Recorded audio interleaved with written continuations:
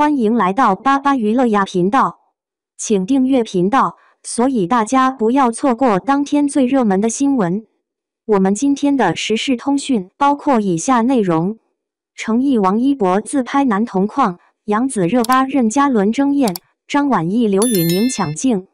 说起咱们现在这个娱乐圈，真是越来越让人有点看不懂了。电视上、手机里，天天都是这些明星的面孔，看着都光鲜亮丽，好像个个都过着神仙日子。但实际上，这水底下藏着的事儿可多着呢。有的人是真把演戏当成一辈子的事业在干，有的人呢，心思可能就没全在这上面。咱们老百姓看个热闹，但也想看个明白，到底谁是真有两把刷子，谁又是在混日子？今天咱们就来聊聊，从一些传出来的小事儿里，看看这些明星们在镜头背后到底是个什么样。咱们先说说当演员最根本的东西，那就是业务能力，说白了就是演戏的本事。这方面，杨紫这姑娘是真没得说。咱们很多人可能都不知道一个细节，就是她去拍戏现场是从来不带剧本的。您听了可能觉得奇怪，不带剧本怎么演？这恰恰说明人家下的功夫深。你想想，一部电视剧几十集，台词量多大啊？他能做到把所有台词、情绪、动作都提前在家里背得滚瓜烂熟，消化成自己的东西，到了现场直接就能进入角色状态。这省下的不仅仅是他自己的时间，更是整个剧组的时间。跟他搭戏的演员不用等他找词，导演也不用一遍遍的讲戏，拍摄效率自然就高了。这背后是咱们看不见的，人家在酒店里熬了多少个大夜，对着镜子练了多少遍的结果。所以你看他的戏，总觉得特别自然，能把观众带进去，这就是专业。这种敬业精神，说实话，比什么花里胡哨的宣传都管用。跟杨紫这种苦练内功的路子有点像的，还有张晚意。这位年轻演员给人的感觉一直挺沉稳，不像现在很多小年轻那么浮躁。有个说法是，他不喝酒，也不打麻将。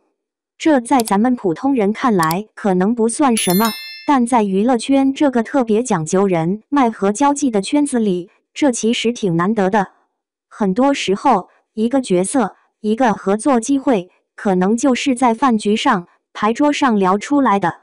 制片人、导演喜欢热闹，你陪着玩，关系近了，自然就想到你了。张晚意不参与这些，从表面上看，他可能会错失一些所谓的捷径。但反过来想，这何尝不是一种清醒和爱惜羽毛的表现？他把那些应酬的时间都省下来琢磨角色了。所以你看他演的《觉醒年代》里的陈延年，那股子倔强和理想主义的劲儿，演的是真好，让人过目不忘。他这是在用最笨的办法，走最稳的路，靠作品一步一个脚印的往前走。这种演员，路可能会走得慢一些，但一定能走得远。当然，光有本事还不行，在这个时代，怎么规划自己的路，怎么跟粉丝相处，也是一门大学问。这方面，刘宇宁和他的团队就特别清醒。刘宇宁是怎么火起来的？最早是在直播平台唱歌，靠着一把好嗓子合亲合力，一点点积累起了一大批铁杆粉丝。所以他和他团队心里跟明镜似的，粉丝才是他最宝贵的财富，是他的基本盘。所以你看，他现在火了，接了很多戏，但他没忘了自己的根，这不就开始筹备个人演唱会了吗？演唱会对于歌手来说，不光是赚钱，更重要的是回馈粉丝，巩固粉丝凝聚力的一场大型团建，让那些从他默默无闻时就支持他的人，看到他的成长，分享他的成功。这种懂得感恩，懂得自己根基在哪里的艺人，粉丝的粘性自然就高，不容易塌房。而迪丽热巴的路子，则代表了另一种顶级流量明星的转型思考。她已经站在了人气的顶峰，不缺粉丝，也不缺关注度。那下一步该往哪儿走？他的选择是向主流靠拢，争取更广泛的国民认可。他和金世佳主演的那部叫《利剑玫瑰》的剧，听名字就知道不是一般的偶像剧，题材是比较严肃的，而且还请了张译这样的实力派来客串，制作班底就很扎实。最关键的一步棋是，这部剧定在了中央电视台8套的暑期档播出。央视是什么平台？那是国家级的平台，是给全国老百姓看的。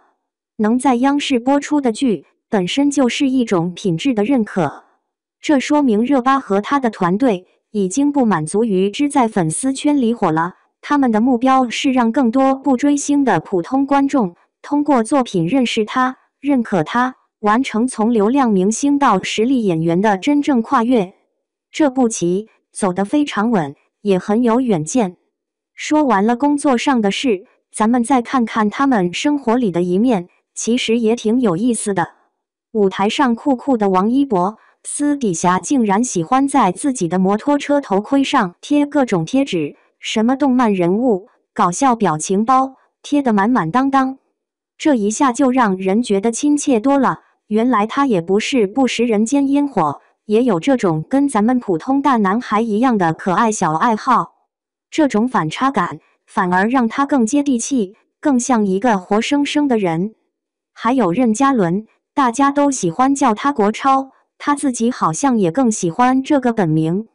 据说他每次拍完一部戏，从剧组出来第一件事就是赶紧去染个新发色，比如染个黄毛。这个行为其实特别好理解，在剧组里他必须是那个角色，发型、言行都不能乱来。一旦杀青，他就像是解开了束缚，染发就是一种宣告，我下班了，我做回我自己了。这种小小的仪式感，是他们释放压力、切换身份的一种方式。不过，这个圈子也不是只有光鲜和有趣，背后的辛酸和压力也是实实在在的。就像程毅，最近就有点不顺，好不容易拍完的剧，播出遇到了问题。公司那边可能还有各种压力，甚至可能要赔付一些商业合作的违约金。你看，明星看着挣钱多，但他们也像一个庞大的机器上的零件，很多事情自己是控制不了的。市场的变化、政策的调整、公司的决策，任何一个环节出问题，都可能直接影响到他们的事业。